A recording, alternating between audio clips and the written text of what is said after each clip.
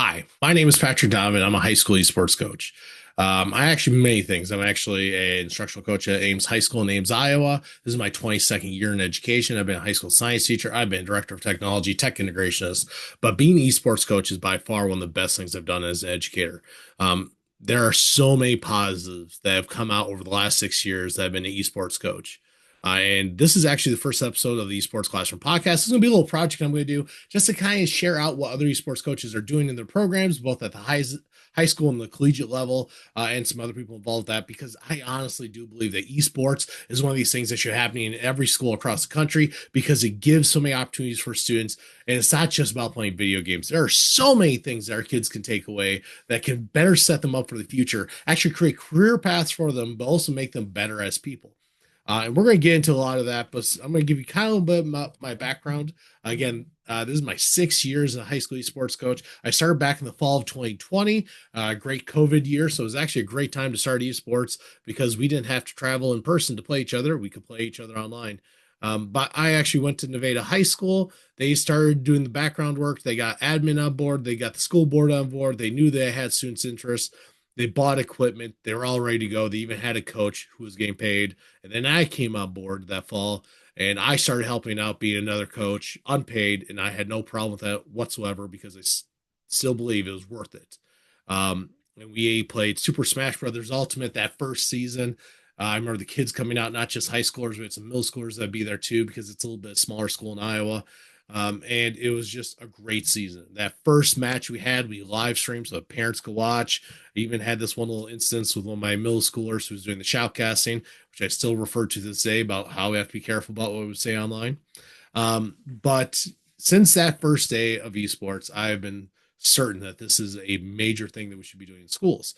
Um, I was at Nevada High School for 2 years. We joined the Iowa High School Esports Association. We're one of the first schools in that kind of that second year there. And we played every title we could play. We played Smash Ultimate in the fall, Rocket League and Overwatch in the winter, Mario Kart in the spring. Those were the main games that we played. We had a computer lab set aside with our PCs for playing Overwatch and Rocket League. I remember one of my Rocket League kids told me that the only reason he was going to school was because of esports. And the semester before, he had really bad attendance. He wasn't doing well in class. We got him engaged into esports. He started attending every class. He was doing so much better in class too. He was learning so much better. It was that thing to get him engaged. And sometimes you need that. There are some students who are just not engaged in school because it's not the thing for them. And that's at least what they've been told. But now you get that hook for why they should be in school, why they should care. And esports was that thing for so many kids I've seen over the years. I've had some kids come to me and like they are so much better players than me. I've been playing the video games since well before those kids were ever born, but they could destroy me in Mario Kart and Smash. I am not great at Rocket League. You know, I can barely get the car in the air, but it doesn't mean I can't coach them because I'm not the best player there. I'm there to be the coach, to help them improve as players and improve as a team. And those are the things that I focus on when I'm an esports coach. I spent 2 years in Nevada High School. We actually won the state championship in Mario Kart. That video is still posted online, and you can hear our students after the last race when I told them, "Hey, you're state champs," and they were just so excited. That is something I will never forget. The next fall, they actually dropped the banner in the gym with all the other state championships because it had to be recognized because they did such a great job. I went to Ames, Iowa, back to the school I previously worked at in the fall of 2022. One of the first things I did was get interest in the program from students. I got the admin on board, and that winter season we played Overwatch for the first time. I had a great group of kids. Some of them have been playing together as Overwatch players outside of school. And now they're coming in. They had to play some new players, but they played really well. We got to the state tournament that first season. It was just great to watch them play. We didn't win it, but they still had a great time. And that's been kind of the outcome that we've had since then. Like most of our teams make to the playoffs and the state tournament. I've had a good number of kids get scholarship offers. I've been bringing in college esports coach to see them, and they've gotten offers. Some of them have gone on to play at the collegiate level. Some of them just enjoy it, and they know they're going to another school that doesn't have esports as a program, but they can still play video games with other people there. But that's not the big takeaway of esports. Yes, there are a lot of careers and authentic learning that can be connected to esports, but the big thing is the what they learn as individuals, how they grow, because we're constantly working on those critical thinking skills, the communication skills, the collaboration skills, how to be better as a team and as a person. And there we take very specific steps in practice on how to improve, just like every other sport out there. We focus on specific skills, and then we watch videos of our opponents and ourselves, and then we scrimmage, and they are constantly playing, trying to get better. Esports is one of those things that they can play outside of school, but in school it gets different. This is when I'm there to help them. They're there to help each other. We are using school appropriate language and school appropriate behavior, and they go through with that. So this is my fourth year at Ames High School with the esports program. We play every title again we can, except the mature titles. I haven't got to that point yet. We are currently heading into week 7 of our Smash Ultimate season. We are 3-3. We need to win this week to make the playoffs in order to go to state.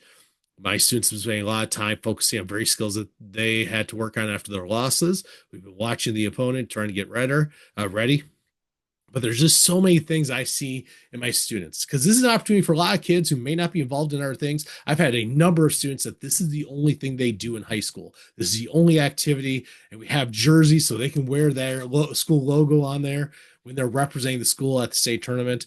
I've had students tell me before that this was the thing that changed high school for them. That high school was so different before and after, because now they had a group of friends to hang out with. They felt a whole lot more confidence in themselves, that they were able to grow and become something. Whereas before they kind of felt like outcasts, or they just weren't finding that thing that engaged them. I've had some students, again, this is the only reason they attended school. I've had some students who have gone on to college. Their parents told me the only reason they went to that school, the only reason they went to college was because they had an offer to play esports there. Those are all such great things, and my story is not that unique. I see this at every other school I talk with. And that's the whole point of this podcast, is an opportunity to hear from other coaches about what are those positives that they have, what are those obstacles they have, so we all can learn together, so these programs can grow. And if you are listening to this or watching, and you're thinking about getting esports program going, just listen. You're going to hear all the reasons you should, and hopefully you hear about things you should do and shouldn't do. I stink at fundraising. That's something I'm working on right now to get equipment. I've been lucky that there's some things been bought by the district, but I've had to ask people for money a couple times. If I want to get equipment so my students have the best ability possible, it's not dependent on what they have at home or anything like that. That's something I'm growing now. You're going to hear from some esports coaches I know who are much better at that. I'm really good at helping my kids focus on those skills in there and being a team and having that structure in place. Those are things I focus on as a coach.